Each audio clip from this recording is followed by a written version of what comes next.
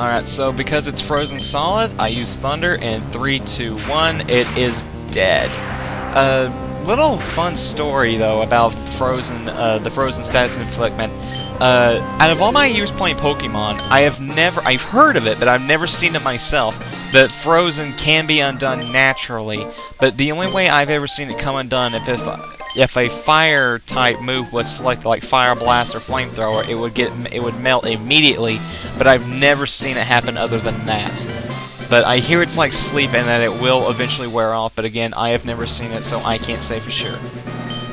Or maybe if someone used Sunny Day, you know, it would make it melt. That would make logical sense, but then again, this is a video game, so what are you gonna do? So there we get Water Pulse, and also we now have our all 8 gym badges, which means we can now go to Victory Road, which is where I lost my fucking mind because of how many trainer battles I had to do.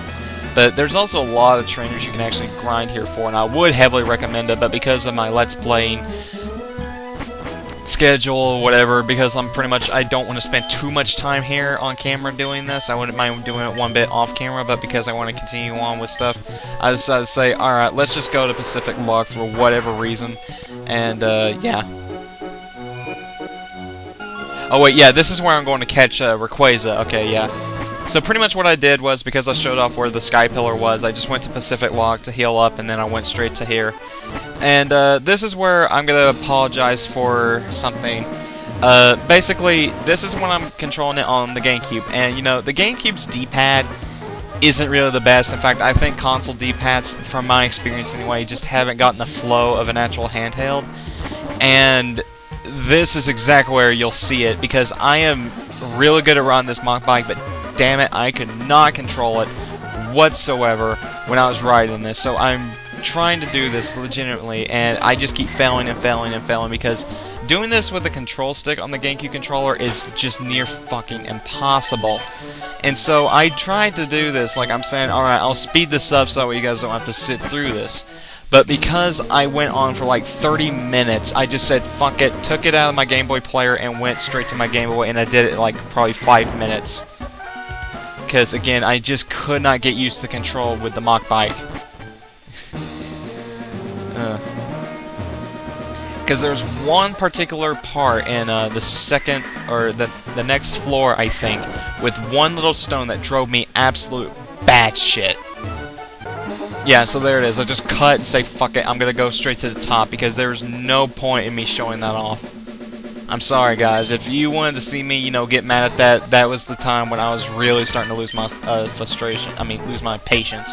And that's kind of funny. I get a call right before, you know, I go capture my 6th member. So, yeah. Here is Rayquaza, which, by the way, I love this transition here. But his musical piece, I'm kind of hit and miss on it, to be honest. But as you can see, it's level 70, most highest level Pokemon I've encountered. So I'm just like, all right, let's do this. And I don't know what the fuck I'm doing here. Go to my Master Ball, and basically Master Balls never miss. So do that. And 3, 2, 1, click. And gotcha, Rayquaza was caught. Now I'll tell a funny story about Rayquaza in just a minute.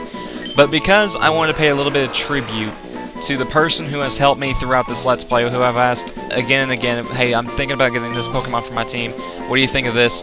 I decided to name it after his YouTube name, The Maniac of Shrade, and I'm just going to name it Shrade because I can't fit all that in there. So thank you, Vincent, very much for showing me how to do some of the stuff in this game, because without that, I would have probably had a horrible time doing this Let's Play, so, you know, big thanks to him. So now, with all my members of my party, I now know that I haven't gone to Evergrande City yet, so I'm going to fly to Moss Deep, and now we are going to the Pokemon League. So yeah. Alright. Wait, did I? No way, I don't get Rayquaza out until we get to Evergrande City, so never mind, because I need the HM slave. Alright.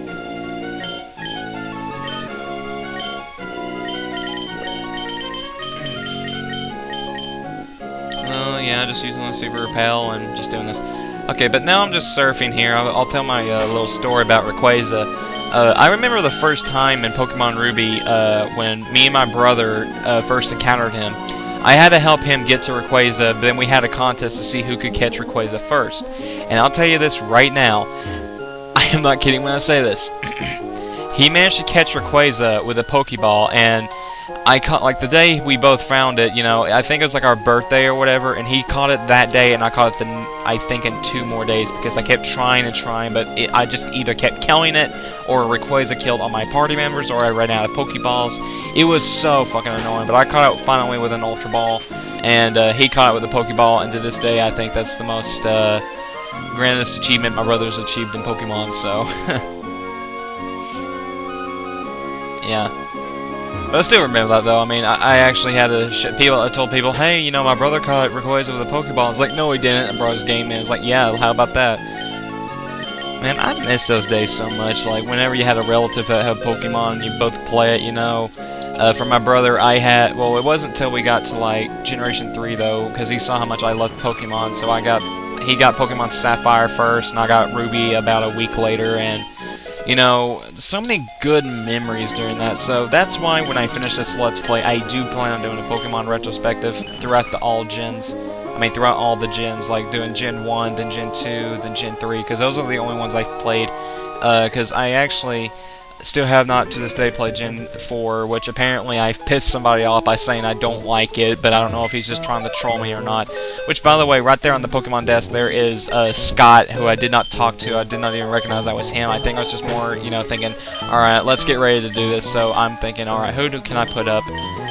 But because I pretty much Rayquaza is a flying type, I decided to put Alucard in a PC, but he will be returning for the Pokemon League, and yeah. So with all that said and done, we are now ready to head into Victory Road. Alright, so starting off on Victory Road, I will tell you this right now, I had no idea what the fuck I was doing, but Victory Road, so help me God, I had to do so much editing for this fucking place, I wanted to lose my head.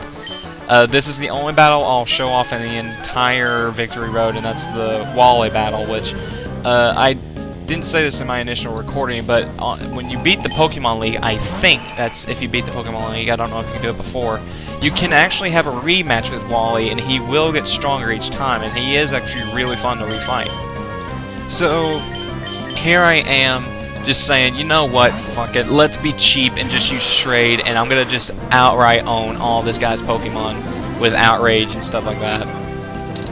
Because I don't really bother switching to any others. I may do it every once in a while just to, you know, for variety, but honestly, you know, after all the level grinding that I've had to do for this game, this felt so satisfying, just using one-shot kills on all of his Pokemon like that. And Potato grew level 46. Alright, so it's about to use Delcatty. Yeah, switch to Norris here.